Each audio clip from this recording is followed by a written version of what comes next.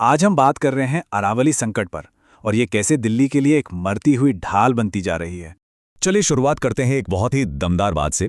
ये बात समाजवादी पार्टी के अध्यक्ष अखिलेश यादव ने कही है। और देखिए, एक ही लाइन में इस समस्या की पूरी गंभीरता सामने आ जाती है। मतलब इससे ये तो साफ है कि दिल्ली जैसे बड़े शहर के लिए अरावली का मुद्दा कितना कितना ज्यादा जरूरी है। तो सबसे पहले ये समझना जरूरी है कि अरावली सिर्फ कुछ पहाड़ नहीं है, ये दिल्ली के लिए एक कुदरती ढाल की तरह है। आइए जानते हैं कैसे।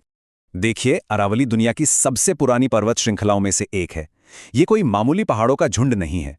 ये एक दीवार है, एक ढाल है जो थार रेगिस्तान की धूल भरी आंधियों को दिल्ली एनसीआर में आने से रोकती है। और तो और ये एक विशाल स्पंज की तरह भी काम करती है, जो मॉनसून की नमी सोखकर हमारे ग्राउंड वाटर को रिचार्ज करती है और प्रदूषण को सोखकर हवा को भी साफ रखती है। और हाँ, ये कोई बेजान ढाल नहीं है, ये एक जीता जागता सांस लेता हुआ इकोसिस्टम है। यहाँ 400 से ज्यादा किस्म के पेड़ पौधे, 200 से ज्यादा तरह के पक्षी और तो और तेंदुए जैसे बड़े जानवर भी अपना घर बनाए हुए हैं। वाकई एक अनमोल कुदरती खजाना है ये। लेकिन आज इसी पुराने रक्षक पर एक बहुत बड़ा खतरा मंडरा रहा है। और अब हम कहानी के उस हिस्से पर आते हैं जहां इन पहाड़ियों पर गहरे जख्म लगे हुए हैं। 587.9%। जी हाँ, 587.9%। ये सिर्फ कोई नंबर नहीं है, ये वो जमीन है जो माइनिंग यानी खनन के लिए इस्तेमाल हो रही है और इसमें इतनी जबरदस्त बढ़ोतरी हुई है। जरा सोचिए, ये हमारे पूरे इकोसिस्टम को कैसे तबाह कर रही होगी। यहाँ जो बात सबसे ज्यादा चौंकाती है वो है इन दो तस्वीरों का फर्क।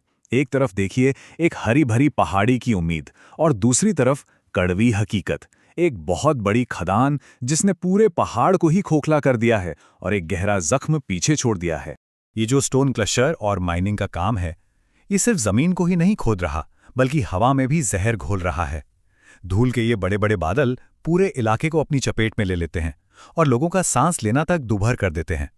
और ऐसा भी नहीं है कि ये सब कुछ चोरी छिपे गैर कानूनी तरीके से हो रहा है। ये तस्वीर एक लाइसेंस्ड माइनिंग साइट की है। मतलब कानूनी तौर पर भी पहाड़ों को काटा जा रहा है और ऐसे जख्म दिए जा रहे हैं जो शायद अब कभी नहीं भर पाएंगे। तो ये सिर्फ पर्यावरण की तबाही नहीं है, ये एक मानव निर्मित संकट है जिसके सीधे और बहुत ही ठोस नतीजे वहां रहने वाले लोगों को भुगतने पड़ रहे हैं। ये तस्वीर चरखी दादरी के रामलवास गांव की है। यहाँ के लोगों ने माइनिंग से हुई तबाही का विरोध करने का एक अलग ही रास्ता निकाला।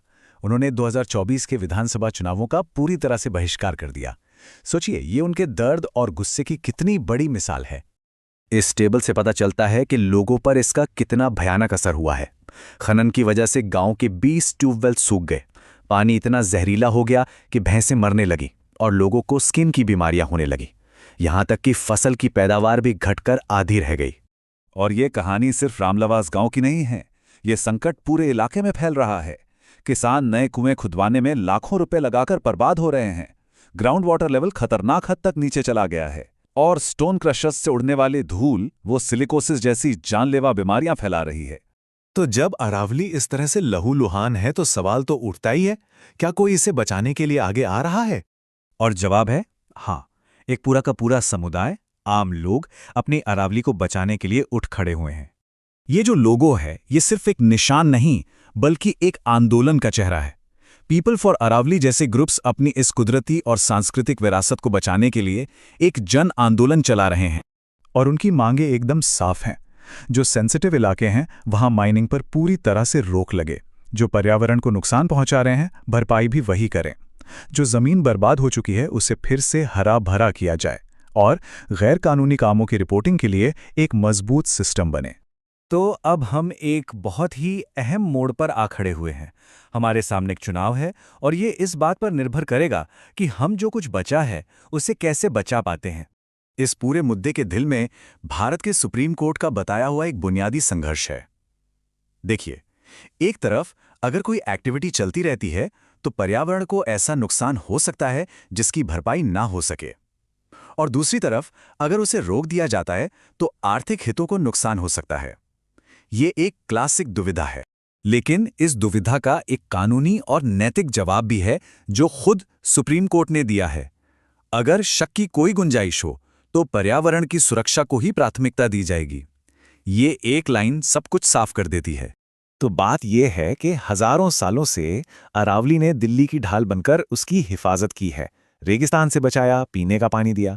पर आज जब अरावली खुद खतरे में है, तो एक सवाल हम सबके सामने खड़ा है कि इस ढाल को कौन बचाएगा, अरावली की रक्षा अब कौन करेगा।